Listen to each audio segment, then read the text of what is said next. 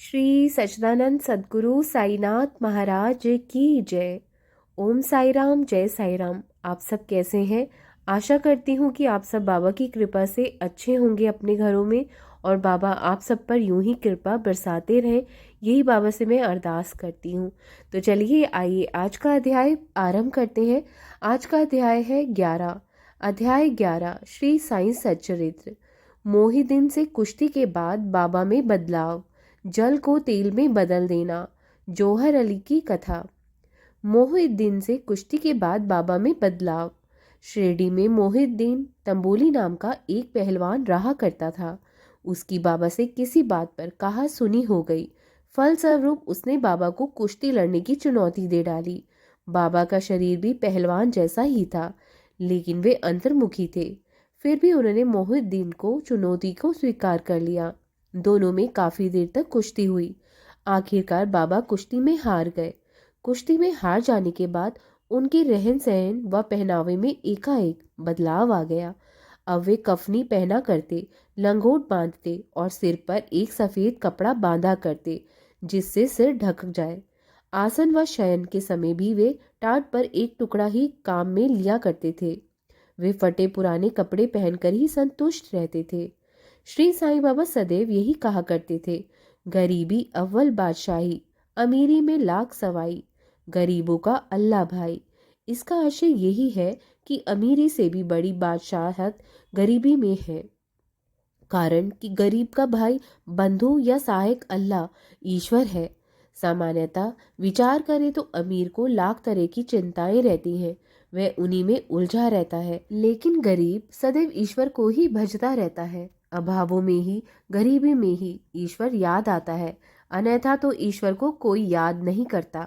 जो ईश्वर की भक्ति में लीन रहता है वह निश्चिंत रहता है। निश्चिंत रहने वाला ही वास्तव में बादशाह है। इसीलिए संवता वे ऐसा उच्चारण किया करते थे। कुश्ती का शौक तो पूर्ण तांबे के वैश्य संत गंगागीर को भी था। वे अक्सर शिरडी भी आते जाते रहते थे। एक बार जब वे कुश्ती लड़ रहे थे, तब एकाएक उनमें भी कुश्ती त्याग देने का भाव जागृत हो गया। फिर एक बार उन्हें ऐसा महसूस हुआ जैसा कोई उनसे कह रहा हो कि भगवान के साथ खेल खेलते हुए शरीर को त्याग देना चाहिए। वस्तुतः इस दिव्य वाणी अथवा अंतरात्मा की आवाज का आशय यही था कि परमात्मा से लौ लगाओ। इस दिव्य वाणी के बाद संत गंगागीर को भी संसार से वैराग्य हो गया और वे पूरी तरह अध्यात्म की ओर झुक गए। बाद में उन्होंने पूर्ण तांबे के निकट ही एक मठ बनाया और उस मठ में अपने शिष्यों के साथ रहने लगे। कुश्ती में हार जाने के बाद श्री साईं बाबा में भी भारी बदलाव आ गया था और वे पूर्ण रूपेण अंतर्मुखी हो चुके थे। वे ना तो किसी से मिलते जुलते थे और ना ही किसी से कोई वार्तालाप करते थे, लेकिन जब कोई उनके सामने अपनी समस्या लेकर जाता था तो वे उसका समाधान अवश्य कर दिया करते थे। इस घटना के बाद उनकी जीवनचर्या बदल चुकी थी। अब वे दिन में नीम के पेड़ के नीचे बैठकर अपने स्वरूप आत्मा में लीन रहा करते थे। इच्छा होने पर गांव की मेड़ पर नाले के किनारे एक बबूल के पेड़ की छाया में विराजते थे। संध्या समय वे वायु सेवन के लिए स्वेच्छानुसार विचरण किया करते थे। श्री साईं बाबा का नीम गांव के बाबा साहेब डेंगले के प्रति विशेष स्नेह था, अतः कई बार वे नीम गांव भी चले जाया करते थे। बाला साहेब डेंगले के छोटे भाई का नाम नाना साहेब था। उन्होंने 2 विवाह किए थे, लेकिन संतान एक भी नहीं थी। एक बार बाला साहेब ने नाना साहेब को शिरडी जाकर श्री साईं बाबा के दर्शन करने को कहा। नाना साहेब ने उनकी आज्ञा का पालन करते हुए शिरडी जाकर श्री साईं बाबा के दर्शन किए। फलस्वरूप बाबा के दर्शन के प्रभाव से कुछ समय बाद ही नाना साहेब को पुत्र रतन की प्राप्ति हो गई। इसके बाद से श्री साईं बाबा की प्रसिद्धि दूर दराज तक फैलती चली गई और काफी संख्या में लोग बाबा के दर्शनों के लिए शिरडी आने लगे। अहमदनगर में भी बाबा की प्रसिद्धि हो गई तो नाना साहिब चंदोरकर, केशव चंद्र ब्रह्म व कई अन्य भक्त शिरडी पहुंचने लगे। श्री साईं बाबा को दिन भर भक्त घेरे रहते थे। रात्रि में बाबा जीर्ण शीर्ण मस्जिद में शयन किया करते थे। उनके पास चिलम, तंबाकू, टमरेल, लंबी कफनी, सिर के चारों ओर लपेटने का सफेद कपड़ा व एक सटका था। यही कुल सामान था जो श्री साईं बाबा सदैव अपने पास रखते थे। वे सिर पर सफेद कपड़े को इस ढंग से बांधते थे कि कपड़े का एक किनारा बाएं कान के ऊपर से होकर पीठ पर गिरता हुआ प्रतीत होता था। ऐसा लगता था जैसे बालों का जोड़ा बना हो। वे उस कपड़े को कई हफ्तों तक साफ नहीं करते थे। श्री साईं बाबा पैरों में जूते, चप्पल या खड़ाऊ आदि कुछ भी नहीं पहनते थे। वे सदैव नंगे पैरों ही रहते थे। आसन के नाम पर उनके पास टाट का एक टुकड़ा था, जिसे वे दिन के समय बैठने के लिए काम में लेते थे। सर्दी से बचने के लिए वे दक्षिण दिशा की ओर मुख करके धुनी तापते थे। धुनी में वे लकड़ियों के छोटे छोटे टुकड़े डालते थे। ऐसा करके वे अपने अहम इच्छाओं व आसक्तियों की आहुति दिया करते थे। उनकी जुबान पर सदैव अल्लाह मालिक का उच्चारण रहता था। श्री साईं बाबा जब मस्जिद में पधारे थे तब उसमें 2 कमरों जितनी लंबी जगह थी। वहीं भक्तों का तांता लगा रहता था, लेकिन स्थान अभाव को ध्यान में रखते हुए 1912 के बाद मस्जिद का जीर्णोद्धार किया गया। मस्जिद में रहने से पूर्व वे काफी समय तक तकिया में रहते थे। जब कभी वे भाव विभोर हो जाया करते थे तब पैरों में घुंघरू बांधकर नाचने गाने लगते थे। जल को तेल में बदल देना। श्री साईं बाबा को प्रकाश उजाले से बड़ा प्रेम था, इसीलिए वे मस्जिद में दीपकों को पंक्तिबद्ध सजाकर रात भर जलाया करते थे। जैसे दीपावली के पर्व पर दीपकों का प्रकाश किया जाता है, वैसे ही वे नित्य रात्रि में दीपकों के प्रकाश से मस्जिद को प्रकाशित रखते थे। इसीलिए संध्या के समय वे शिरडी के दुकानदारों से भिक्षा के रूप में तेल मांग लाया करते थे। यह सिलसिला कुछ दिनों तक भली भांति चलता रहा, लेकिन एक दिन दुकानदारों ने एक होकर निश्चय किया कि आज बाबा को तेल की भिक्षा ना दी जाए। नित्य की भांति साईं बाबा संध्या के समय दुकानदारों से भिक्षा के रूप में तेल मांगने गए तो सबने तेल देने से मना कर दिया। बाबा ने किसी से भी कुछ नहीं कहा और चुपचाप मस्जिद लौट आए। मस्जिद लौटकर उन्होंने मिट्टी के बने दीपकों से सूखी बत्तियां डाल दी। दूसरी ओर दुकानदार उत्सुकता पूर्वक मस्जिद की ओर टकटकी लगाए थे कि बाबा आज दीपक कैसे जलाएंगे। श्री साईं बाबा ने टमरेल को उठाकर देखा तो उसमें तेल की कुछ बूंदें थी। उन्होंने टमरेल में जल डाल दिया और तेल मिला, वह जल पी गए। फिर उस जल को उन्होंने टमरेल में उगल दिया। इस प्रकार उन्होंने तेल मिश्रित जल दीपकों में डालकर उन्हें प्रज्वलित कर दिया। चुपके चुपके टकटकी लगाए देख रहे उत्सुक दुकानदारों ने जब दीपकों को रात भर बिना तेल के प्रज्वलित देखा तो उन्हें बड़ा पछतावा हुआ। वे तत्काल बाबा के पास पहुंचकर उनके चरणों में झुककर क्षमा मांगने लगे। बाबा उदार हृदय के थे, अतः उन्होंने उन्हें क्षमा कर दिया, लेकिन साथ ही भविष्य में सत्य आचरण करने को भी कहा। जौहर अली की कथा। मोहुद्दीन तंबोली व श्री साईं बाबा की कुश्ती के 5 वर्ष बाद की बात है कि रात में जौहर अली नाम का एक फकीर अपने शिष्यों के साथ रहने आया। वह वीरभद्र मंदिर के निकट एक मकान में रहने लगा। वह फकीर बड़ा विद्वान था।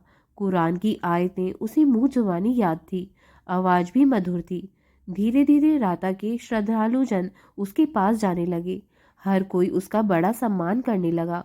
पूरा राता में उसकी वाहवाही थी। धीरे धीरे उस फकीर ने लोगों का विश्वास जीतकर आर्थिक मदद भी हासिल कर ली। फिर उसने वीरभद्र मंदिर के निकट ही ईदगाह बनाने का निर्णय किया, लेकिन इस विषय को लेकर उसका लोगों से विवाद हो गया, इसलिए उसे राता छोड़कर शिरडी में शरण लेनी पड़ी। वह मस्जिद में ही बाबा के साथ रहने लगा। अपनी मधुर वाणी के बल पर उसने लोगों का दिल जीत लिया। बाद में उसका हौसला इतना बढ़ गया कि वह श्री साईं बाबा को भी अपना शिष्य बताने लगा, लेकिन बाबा ने कोई ऐतराज नहीं किया और सहजता से उसका शिष्य होना मंजूर कर लिया। फिर गुरु जौहर अली व शिष्य श्री साईं बाबा फिर से राता में रहने लगे। गुरु यानी जौहर अली अपने शिष्य यानी श्री साईं बाबा की योग्यता को नहीं जानता था, लेकिन शिष्य यानी श्री साईं बाबा गुरु यानी जौहर अली के अवगुणों को जानते थे। इतना होने पर भी श्री साईं बाबा ने कभी जौहर अली को अपमानित नहीं किया और निष्ठा भाव से गुरु के प्रति अपने कर्तव्य का निर्वाह करते रहे। जब कभी इच्छा होती तो गुरु शिष्य शिरडी भी आया करते थे, लेकिन उनका आवास राहता में ही था। श्री साईं बाबा के भक्तों को उनका राहता में रहना अच्छा नहीं लगा, इसलिए सारे भक्त मिलकर बाबा को राहता से वापस शिरडी लाने के लिए गए। साईं भक्तों की श्री साईं बाबा से भेंट ईदगाह के निकट हुई। भक्तों ने उन्हें अपने राहता आने का कारण बतलाया तो बाबा ने उन्हें समझाते हुए कहा कि फकीर यहाँ पहुँचे उससे पहले ही तुम लोग शिरडी लौट जाओ। लेकिन जब वार्तालाप हो रहा था तभी वे फकीर वहां आ पहुंचा। जब उसे पता चला कि वे लोग उसके शिष्य को ले जाने के लिए आए हैं तो वे आग बबूला हो गया। दोनों पक्षों में काफी विवाद होने के बाद आखिर निष्कर्ष यह निकला कि गुरु शिष्य दोनों ही शिरडी में रहे, इसीलिए वे दोनों शिरडी में रहने लगे। कुछ दिन बीत गए। तब एक दिन देवीदास ने गुरु जौहर अली की परीक्षा ली तो उसमें अनेक दोष पाए। देवीदास श्री साईं बाबा के चांद पाटिल के साले के लड़के की बारात में शिरडी आने से भी 12 वर्ष पूर्व शिरडी आए थे। उस समय उनकी आयु 10-12 वर्ष रही होगी और वे हनुमान मंदिर में रहते थे। वे सुंदर व बुद्धिमान थे।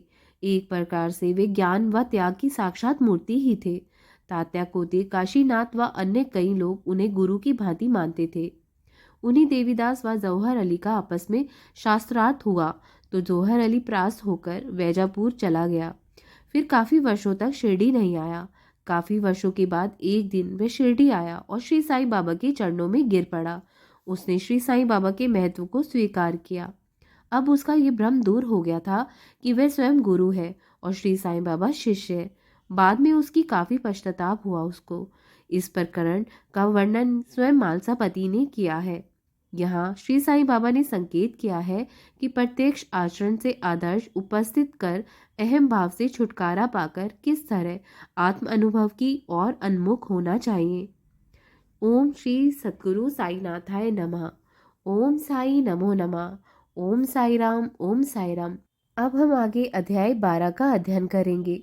तब तक साई स्मरण करते रहिए, बाबा के भजन गाइए और अगर अपने दुखों से, अपनी चिंताओं से मुक्ति पाना चाहते हो तो बाबा का नाम चिंतन करो। बाबा के चिंतन करने से आपको आत्मशक्ति मिलेगी और आपके दुख अपने आप ही दूर हो जाएंगे। नेक कर्म करते रहिए, सेवा भाव रखिए, पशु पक्षियों की मदद करिए, सबकी मदद करिए। ओम साई राम। जय साई राम।